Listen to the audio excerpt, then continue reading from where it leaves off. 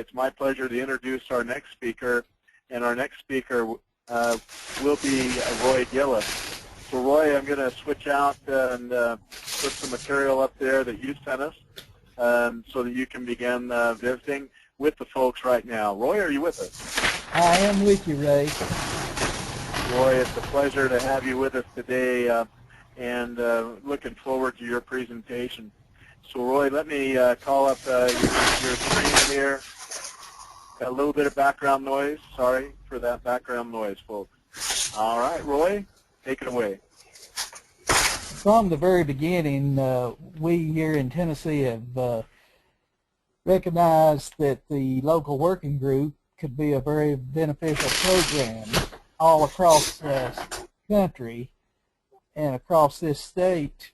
Thousands of people have been working together continuously to develop the conservation partnerships, and millions of dollars are spent each year in our state. So we recognize that the local working group is a positive program, and it needs to be maintained, and that will be a very essential in promoting all of the NRCS and conservation programs.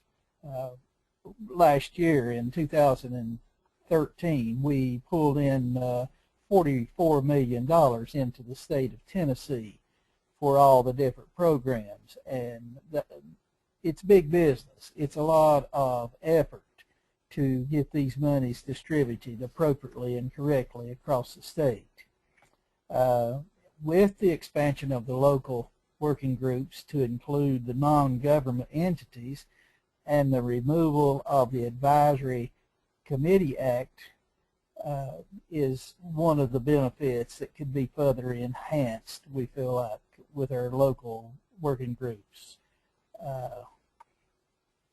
Number three, we also felt this could be a way back to the involvement of our soil conservation districts in the program and the priorities as we continually move away from the involvement of the 1985 bill that was explained earlier and the onset of the compliance.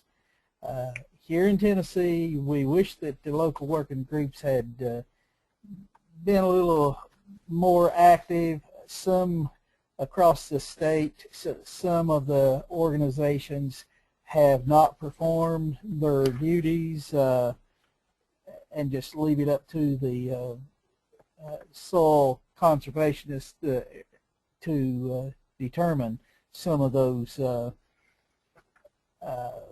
programs and priorities. We do set our priorities. We do some of the difficulties that we have had to encounter is that we wonder how to get all of us working on the same page, in that local working groups function sporadically in some parts of the states and not in others. We've had numerous discussions about the functions of the local working group and seen little change. Without the outward appearance that the federal agencies will seriously consider recommendations, it's difficult to get the soil conservation district boards to take hold and to look at the function and the purpose of the local working groups. So unfortunately, we've not had a strong effort from the districts to return to that traditional role that we once had. From the very onset, the soil conservation was locally led. It was a partnership from the very beginning of soil conservation districts, and we use every effort we can to try to get back to those prioritizing those things within our states. It's difficult for a non-technical supervisor volunteer to get a real grasp of the resource condition and the trend in their county or district. we used to use the river basin studies and the old watershed program, which did get supervisors involved and in the science that helps to understand these resources. We now have the GIS capabilities, and we seem to not be using all of our technology programs that we could in developing those individual farm plans. This is where the local working group can come in and help to again set those priorities in order.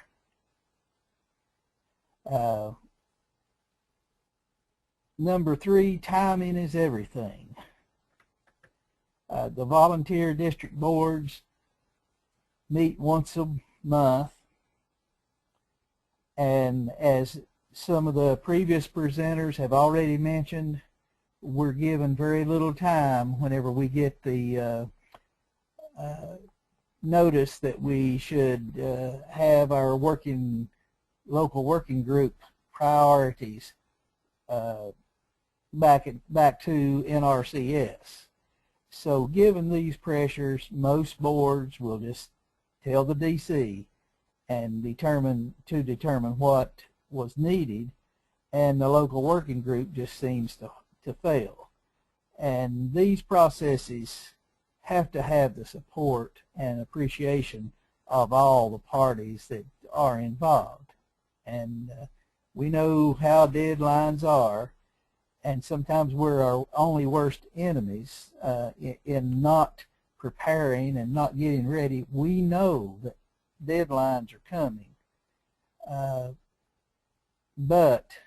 and we are in the process of continually looking to and trying to figure out what those priorities are.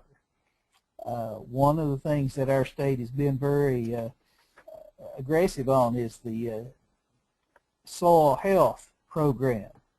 And as the soil health program has been brought across the state, that gave one more avenue of bringing groups together.